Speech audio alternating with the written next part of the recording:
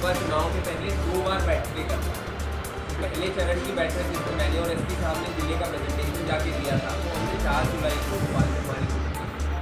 अगली जो फुल आयोग की बैठक होती है, इसमें संभावित है कि चीफ इलेक्शन कमिश्नर स्वयं रहेंगे, बाकी इलेक्शन कमिश्नर लेते हैं उनसे, और उसमें भी संबंधित जिला निर्वाचन अधिकारी और एसपी साहब को जाके अपनी ओर से जिले का प्रेजेंटेशन, जनरल सामान्य निर्वाचन की तैयारी और लॉ एंड ऑर्डर की दृष्टि से देंगे। तो इसीलिए अभी आप लोग देख ही रहे होंगे, पिछले 2 हफ्ते से मैं कॉन्शियसली जो फील्ड में भी भ्रमण कर रहा हूँ, अब मैं मतदान केंद्रों पे ज़्यादा या उन सेंसिटिव गाँव में जहाँ पे पुराने वर्षों में चुनाव रिलेटेड कोई हिंसा या बलवा या ऐसी कोई शिकायतें हम लोगों को प्राप्त हुई, वो सूचियाँ भी हमने इस प्रारूप में बनाई है कि विगत 15 वर्षों में मतदान केंद्र जहाँ बलवा, चुनावी हिंसा या किसी भी प्रकार से वोटरों को डराए धमकाए जाने की शिकायतें प्राप्त हुई हैं, ऐसे हमने मतदान केंद्र चिन्हांकित किए हैं in terms of formal FIR launch. तो ऐसे कुल मिला के 18 मतदान केंद्र जिले में चिन्हित हुए थे। इसके अतिरिक्त पिछले चुनाव में मतदान केंद्र जहां पे वोटिंग प्रतिशत उस इंडिविजुअल मतदान केंद्र का 90% से ज़्यादा रहा,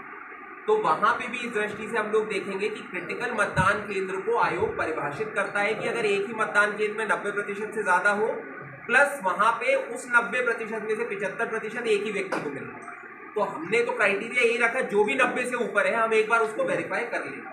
और तीसरी श्रेणी हमने रखी है ऐसे मतदान केंद्र जहां 10% से कम मतदान हुआ पिछली प्रक्रिया,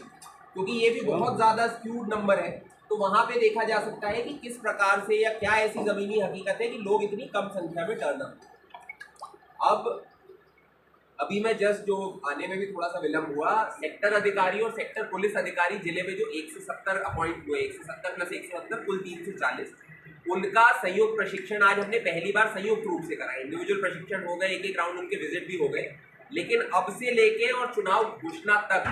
हम कम से कम उनको संयुक्त निरीक्षण अपने मतदान केंद्र का 6 बार करवाएंगे,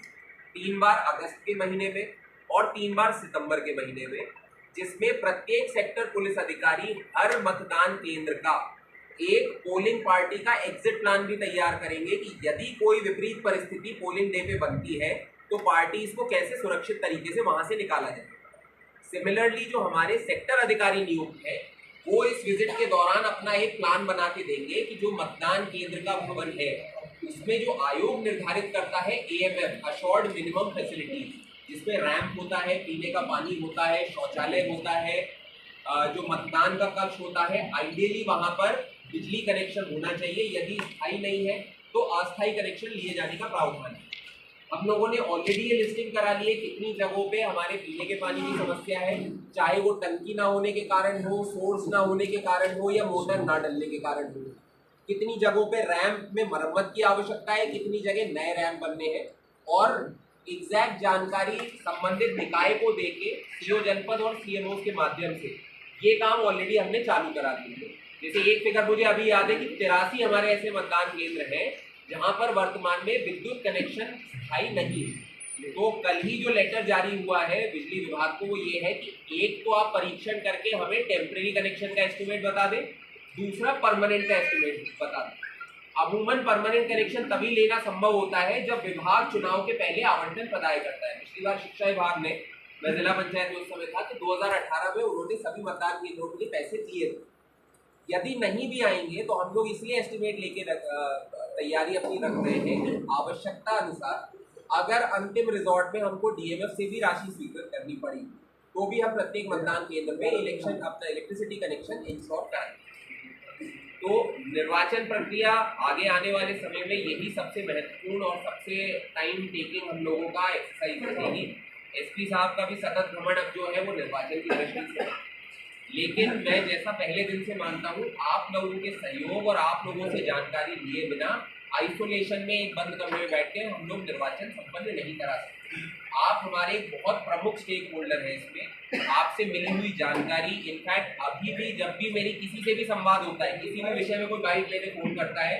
तो मैं रैंडमली, आप में से अधिकतर लोग इत्तेफाक करेंगे, मैं पूछ ही लेता हूँ पिछली बार कहाँ इस विधानसभा में कौन सा था, क्योंकि मेरे लिए जगह अभी भी 800 महीने पुरानी है। जितना आप लोगों को जमीन की सच्चाइयाँ पता है उतना हमारा तंत्र भी स्ट्रॉन्ग नहीं है, और मुझे बहुत अच्छा सहयोग अभी तक मिलते आया है। मैं आश्वस्त हूँ यही सहयोग मिलता रहेगा। सिमिलरली आपका सहयोग हमारे ब्लॉक स्तरीय अधिकारी कर्मचारियों पे भी बना रहे, क्योंकि चुनाव एक बहुत ज़्यादा सेंसिटिव, बहुत क्रिटिकल और बिल्कुल नो टॉलरेंस वाली एक्सरसाइज होती है। बाकी चीज़ों में थोड़ा बहुत कहीं नियम से ऊपर नीचे कुछ ह्यूमन एरर हो भी जाए तो संवेदना दिखा सकते हैं, लेकिन निर्वाचन के नियम बहुत स्ट्रिक्ट हैं। सभी अधिकारी, सभी कर्मचारी उस दौरान काफ़ी प्रेशर में होते हैं। आप लोग भी इसी जिले की टीम का हिस्सा हैं, तो मैं उम्मीद रखता हूँ कि ये टीम मिलजुल के जैसे पूर्व में बहुत अच्छे से निर्वाचन यहाँ पे होते आए हैं, इसी तरीके से हम उस प्रथा को आगे कंटिन्यू रखें। तो बस इसी आशय से मैं अपने विचार रखना चाहता था। बाकी अगर आप लोगों का चुनाव से रिलेटेड अगर कोई जनरल फीडबैक पॉइंट्स कुछ हो तो ज़्यादातर अधिकारी नए पदस्थापना नहीं है, उन लोगों को फील्ड में भी जाना है, तो वो बूथ वाइज या अपने सेंटर वाइज जो चुनाव की प्रक्रिया है उसको गाँव में समझने, क्योंकि इमरजेंसी में सबसे ज़्यादा उन्हीं को टेकअप करना है। बिल्कुल ठीक बात है। आज की जो टीएल थी, आज की टीएल में भी जो मैंने उनको निर्देश दिए थे और जिसको मैं मॉनिटर करूंगा, वेडनेसडे, फ्राइडे, सैटरडे 3 दिन तो मेरे खुद के फील्ड के रहेंगे। मैं जनरली अपने भ्रमण में इसलिए मैं एसडीएम्स को साथ में ही ले जाता हूँ, सो दैट मैं औचक देख सकूँ कि वो लोग अपनी स्वेच्छा से काम करें। आज जो उनको निर्देश दिए थे वो यही थे कि चूंकि राजस्व अधिकारी अधिकतर जो हमारे आरओ है वो नई पद स्थापनाएं हैं, तो वो भी सप्ताह में प्रतिदिन 3 दिन न्यूनतम जाए, अपने कार्य क्षेत्र की सेंसिटिव पंचायतों में अभी से जाकर जन चौपाल करके, वहाँ पे कई जगह होता है कि पटवारी बहुत एक्टिव होता है, वो हर पल पल की खबर बता सकता है, लेकिन कुछ गांव होते हैं जहाँ सचिव बहुत एक्टिव होता है, कहीं जीआरएस एक्टिव होता है, तो अपना एक सूचना तंत्र वो अभी से स्थापित करे और हर रिटर्निंग अधिकारी एक अपने स्तर पर कंट्रोल रूम आज से एक्टिवेट करने का प्रयास ये करे, जिसमें किसी भी प्रकार की गांव में कोई भी इलीगल एक्टिविटी हो रही है तो इनके पास रिपोर्टिंग आना चालू। जब हम 2 महीने ये आदत ग्राम पंचायत के पदाधिकारियों की डलवाएंगे, तब कहीं जाके आचार संहिता में उन्हें संबल मिलेगा कि अगर उस समय भी कोई उल्लंघन हो रहा है तो उसको रिपोर्ट करें। ये आज ही का विषय है। 7 दिन के अंदर मुझे लगता है व्यवस्था जम जाएगी, क्योंकि ये तीसरा प्रकार का कंट्रोल रूम है, तो इसलिए हम लोग समय इसमें ज़्यादा ले रहे हैं। डिजास्टर का भी कंट्रोल रूम चल रहा है, 1950 निर्वाचन का भी चल रहा है और एक लॉ एंड ऑर्डर का भी बनेगा, तो थोड़ा बस स्ट्रीमलाइन कर रहे हैं। लेकिन आपका सुझाव बिल्कुल सही है और बिल्कुल टेकन केयर ऑफ। सर, कुछ मतदान केंद्रों की दूरी ज़्यादा है, जैसे 11 किलोमीटर है, आपने उदयपुरा का राजस्थान वोट डालने जाते तो नहीं भी जा पाते उस समय। मतदान केंद्रों के संबंध में जो भी मेरे पास में प्रतिवेदन आए हैं, संबंधित रिटर्निंग अधिकारियों से हमने भौतिक सत्यापन करा के उनका प्रतिवेदन प्राप्त किया है। उसी के अनुरूप जो नियम निर्देश आयोग द्वारा स्थापित है उसके तहत कार्रवाई होगी। इंडिविजुअल मतदान केंद्र पे टिप्पणी करने की स्थिति में मैं अभी इसलिए नहीं हूँ क्योंकि वो केस बाय केस ही हमको पहले उसमें रिपोर्ट लेनी पड़ती है, तो वो कार्रवाई चल रही है। पिछली बार की तुलना में मतदान केंद्र बढ़ेंगे या उतने ही रहेंगे? पिछली बार हमारे 1702 मतदान केंद्र थे, इस बार 3 मतदान केंद्र बढ़ रहे हैं, जहां पे 1450 का इस बार आयोग ने मान कर दिया है कि अगर वोटर 1450 से ऊपर है तो नया मतदान केंद्र, तो 3 और हो रहे हैं 1705। 3 कौन सी जगह बढ़ेगी वो मैं आपको सूची दिलवाऊंगा। अच्छा, अमूमन ऐसा देखा गया है कि जब से निर्वाचन आयोग सख्त हुआ है तो कुछ ऐसे प्रत्याशी हैं जो जाकर वोटरों से ये बोलते हैं कि आप वोट डालने मत जाओ, हमें फर्जी वोट नहीं चाहिए, केवल आप वोट डालने मत जाओ। तो आपने जो बताया ना 10% जो रहा है वो इसी वजह से रहा है, तो इसके लिए क्या सोल्यूशन रहेगा? उसके लिए वल्नरेबिलिटी मैपिंग करके आयोग का एक बहुत महत्वपूर्ण घटक होता है जो आइडियली बहुत पहले चालू करना चाहिए, लेकिन निर्वाचन प्रक्रिया में कई बार सेक्टर अधिकारियों की नियुक्ति लेट होती है। मैंने इसलिए इस बार यह इंश्योर कराया हम लोगों ने जिले स्तर पे जुलाई से ही सेक्टर अधिकारी नियुक्त भी करें, सेक्टर पुलिस अधिकारी भी जुलाई में डिप्लॉयमेंट हो गया और आज दिनांक पे 1 राउंड उनके प्रतिवेदन भी हमारे पास में आ चुके हैं। सेक्टर अधिकारी का जो 38 पन्ने का हैंडबुक जो चुनाव आयोग निकालता है उसमें यदि आप 18 पन्ने देखें 38 में से, वो सिर्फ वल्नरेबिलिटी मैपिंग की बात करते हैं। अब वल्नरेबिलिटी मैपिंग से मतलब ये होता है कि हमको 2 प्रकार के लोगों को चिन्हांकित करना होता है चुनावी प्रक्रिया के पहले। इंटिमिडेटर यानी जो डराता है और इंटिमिडेटेड यानी जो डर सकते हैं। अब ये जो पूरी प्रक्रिया होती है, अनलाइक क्रिटिकल पोलिंग स्टेशन जो ऑब्जेक्टिव क्राइटेरिया जैसे बताया 90% और एक बंदे को 75% मिला तो बन गया पोलिंग स्टेशन क्रिटिकल, लेकिन वल्नरेबिलिटी निकलती है सब्जेक्टिव बातचीत से। तो जो हम लोग सभाएं, जैसे हम लोग मैं और एसपी साहब जो सुमावली का अभी गाँव गए थे खंडौली में जाके जो हम लोगों ने वहाँ पे चौपाल जो करी थी वो इसी आशय से करी थी। अब हम पहुँचे, उनसे पूछा भाई यहाँ पुराने चुनावों में कभी ना कभी शिकायतें आती रही, तो ऐसे कौन से एलिमेंट्स हैं जो इस प्रकार की चीज़ों में संलिप्त होते हैं? तो पहली जो उनका जवाब निकल के आया वो यही था कि नहीं साहब हमारे गाँव में कोई दिक्कत नहीं और सौहार्द रहे, सब लोग अच्छे थे। मैं 2-3 बार भी पूछा, लेकिन अब वो एक सामान्य आदत होती है, शुरू में कोई नहीं बोलता। तो मैंने एक बार टिप्पणी ऐसे छुट्टी उनसे लेके पूछा कि अच्छा फिर क्या राम राज्य यहाँ पे आ गया, मान लूँ मैं चिंता छोड़ दूँ, बोले हाँ साहब चिंता छोड़ दूँ।